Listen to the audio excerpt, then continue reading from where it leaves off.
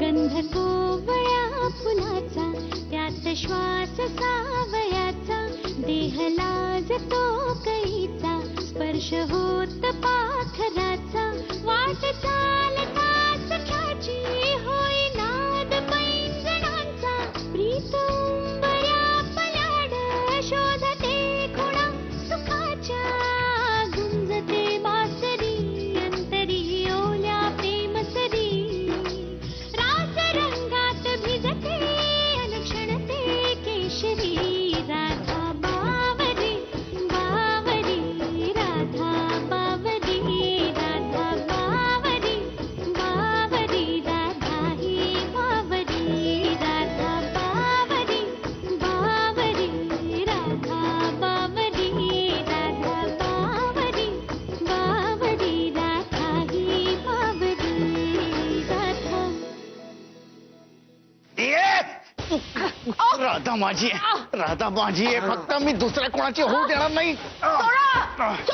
राधा माझीच आहे. तू सोडणार नाही. मी तिला कोणाची दुसऱ्याची होऊ नाही देणार.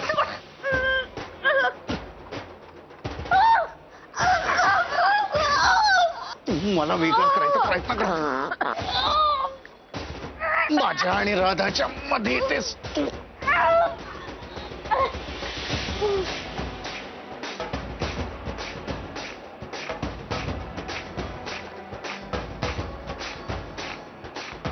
बोल ना, बोल. आता का गप्पा बसलीस?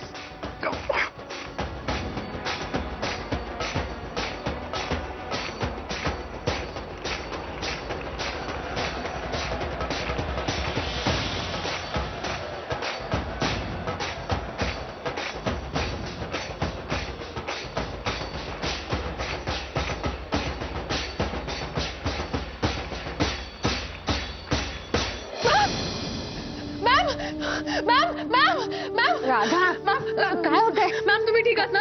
तुम्हाला काही झालं नाही ना मॅम? मला तू शांत हो. मी बरी आहे. मी अगदी बरी आहे. काय झालं?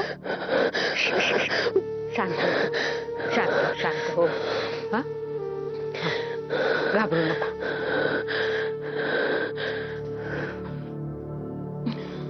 काय ग बाळा, काय स्वप्न पडलं का तुला?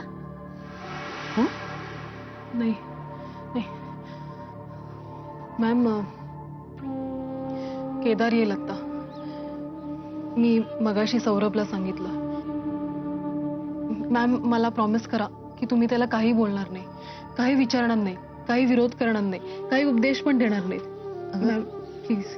काय बोलतेस तू हे राधा? तू माझी आणखीन परीक्षा बघू नकोस ग. मला शक्य झालं तर मी त्याला तुला भेटूच देणार नाही. Ma'am please.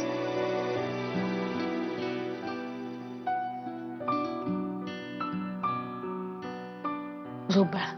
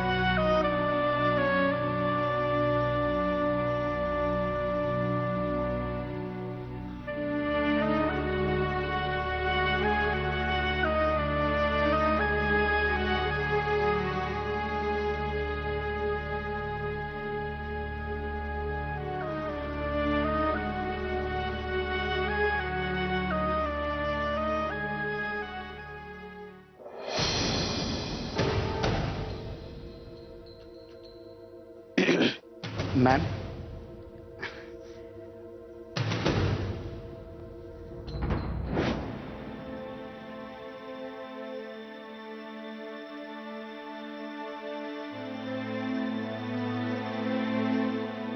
सरिता,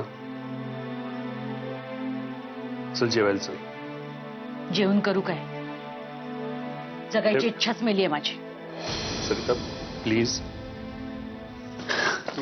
किती दिवस त्या मुलीला आमच्या छातडावर नाचवणार आहात तुम्ही? किती दिवस? सरिता, काय सरिता सरिता काय? किती दिवस नाचवणार आहात सांगा ना मला. एकदा तर मारून का टाकत नाही आम्हाला सगळ्यांना? आम्ही मेलो ना की सुखाने राहा तिच्या बरोबर. सरिता प्लीज शांत. काय प्लीज शांत? कशी शांत हो मी? Get out please, get out. मला तुम्ही इथून जा बरं. तुम्ही इथून जा. सरिता, शी. शी. शी.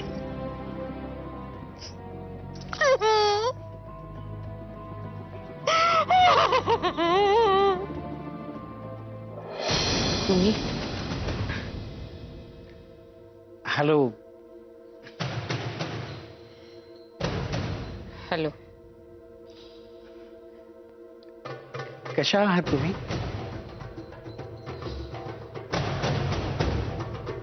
बरी. राधाला भेटायला आलोय. तब्येत बरी नाही ना तिची?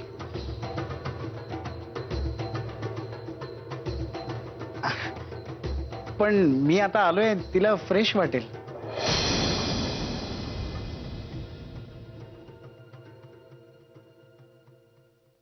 आहे आता येते.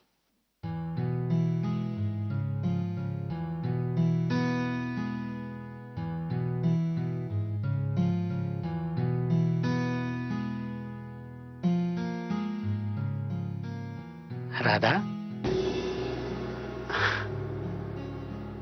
कशी आहेस? बरी आहे. औषधं घ्यायला टाळटाळ करायची नाही, कळलं?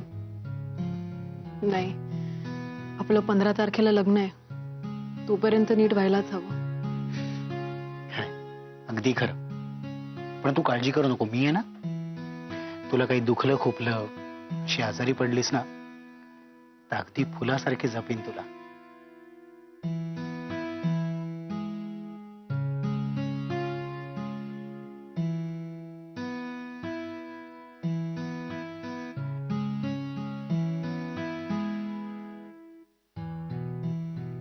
आपण असं आदर्श लाईफ जगूया ना की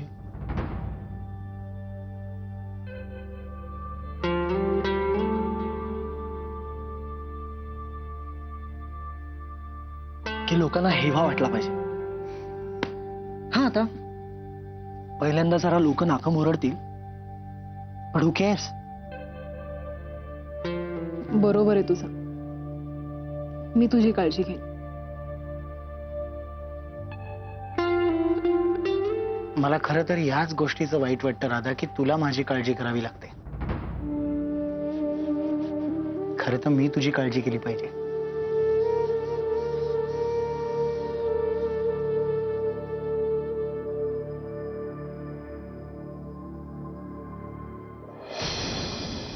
तू तुझ्या सगळ्या इच्छा मला सांग, अगदी भरभरून सांग. मी तुझ्या सगळ्या इच्छा पूर्ण करेन. त्याच्यासाठी मी काहीही करेन. ठाऊक आहे मला. म्हणूनच सगळ्यांचा विरोध पत्करून तुझ्याशी लग्न करायला तयार झाली ना मी. आय हाय मैं मर जावा. Radha, I love you. I love you to.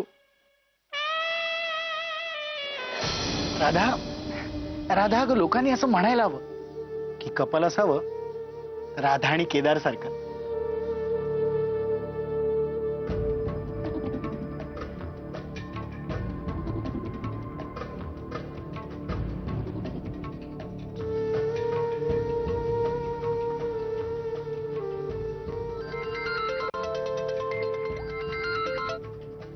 Hello.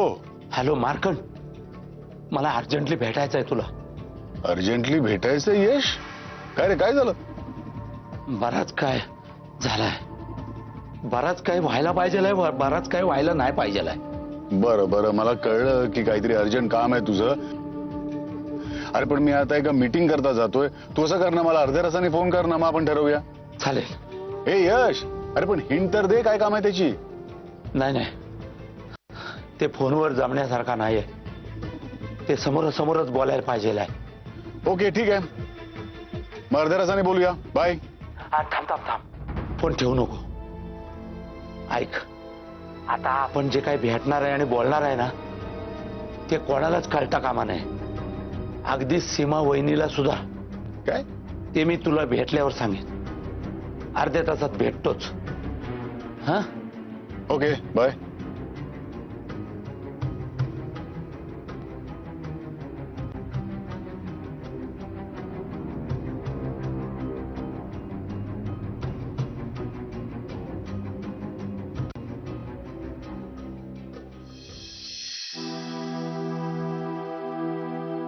अरे तू कधी आलास?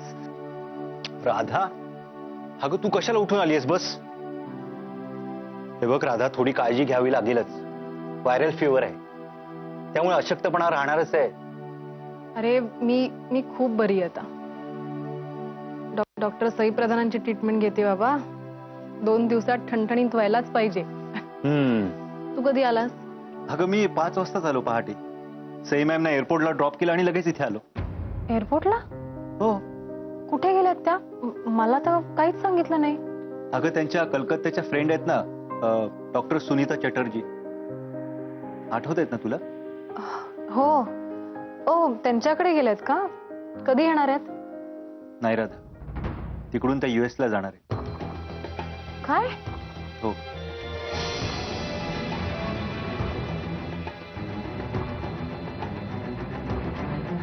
तुझ्यासाठी हे पत्र दिले.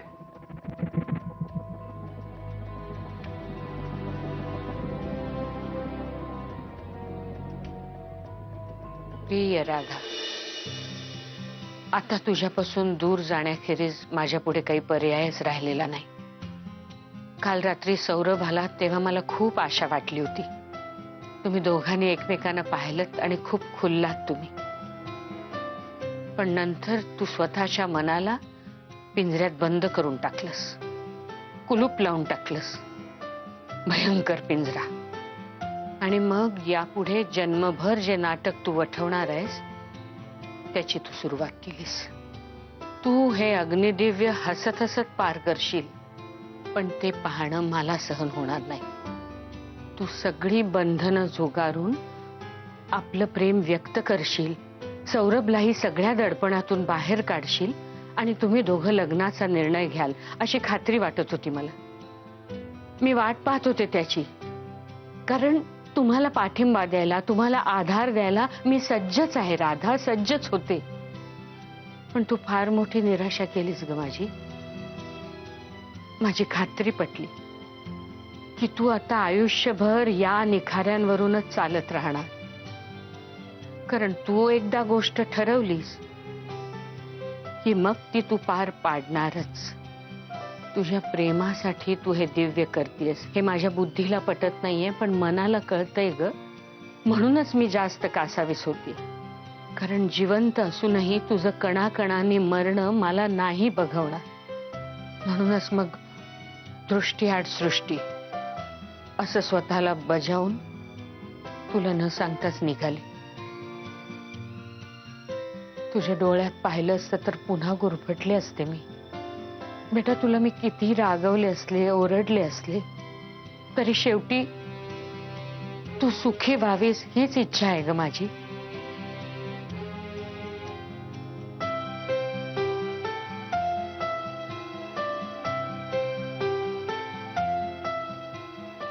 शेवटी राहवत नाही म्हणून सांगते.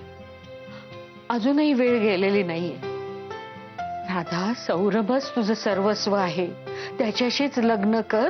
तू त्याला अंतर देऊ नकोस.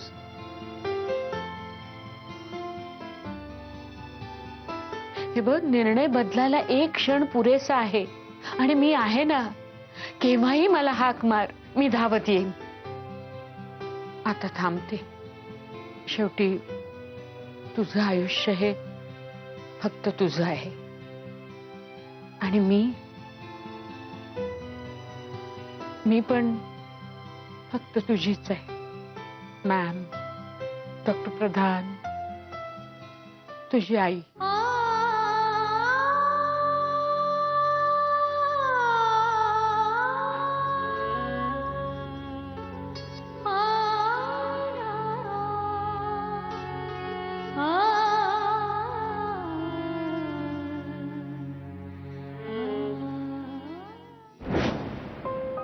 काय रे, काय झालं यश?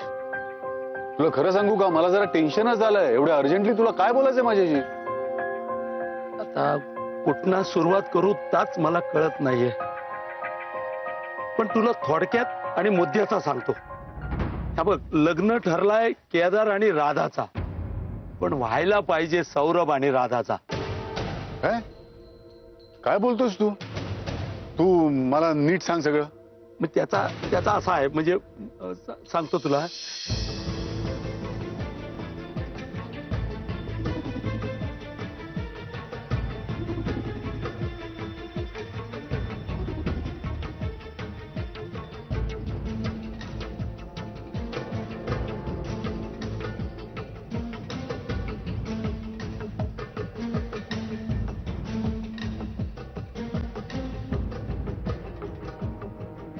तेव्हा आता मला सांगायचं एवढाच आहे तुला मार्कंड.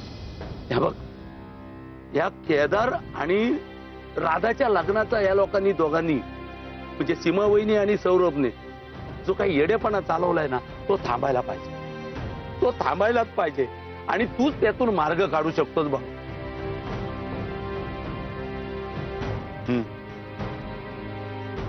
यश, हा. हे बघ, केदारवरचा संशय सोडला तर इतर सगळ्या गोष्टी सीमानं मला सांगितलेल्या आहेत. हा. आणि मला असं वाटतंय की सीमानं घेतलेला निर्णय योग्य आहे. त्याचमुळे मी त्याच्यात काहीही हस्तक्षेप करणार नाही, आणि तूही तो करू नयेस असा माझा तुला सल्ला आहे. हे बघ, तू या भानगडीत पडू नकोस यश, नाहीतर नाईलाजानं मला सगळं सीमाला सांगावं लागेल. हा, तू यात डोकं घालू नकोस. अरे अरे, एवढं काय झालंय तुला? अरे काय एवढं टेन्शन घेतोय? सगळं ठीक होईल बाबा, डोंट वरी.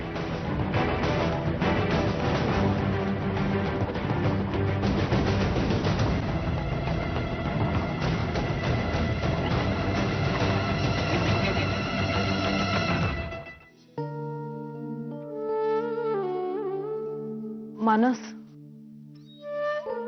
राधा, अगं काय तू कुठे निघाली आहेस? बरं नाही ना तुला? मानस, मला बाबांकडे जायला हवं. त्यांना अजूनही पटत नाही की मी गौतम बरोबर लग्न करायला नाही म्हटलंय. राधा, अगं पण नाही मानस, मला बाबांना समजून सांगायलाच पाहिजे की मी गौतमशी लग्न केलं काय आणि नाही केलं काय. त्याच्याने त्याला काही फरक पडणार नाहीये. पण केदार पूर्णपैकी माझ्यावर अवलंबून आहे, आणि त्याला खुश बघणं हे सौरभचं ध्येय आहे. मी जर उद्या त्याला लग्नासाठी नाही म्हणाले तर तो स्वतःच्या जीवाचं काहीतरी बरं वाईट करून घेईल, आणि त्यांनी जर असं केलं तर सौरभचं काय होईल?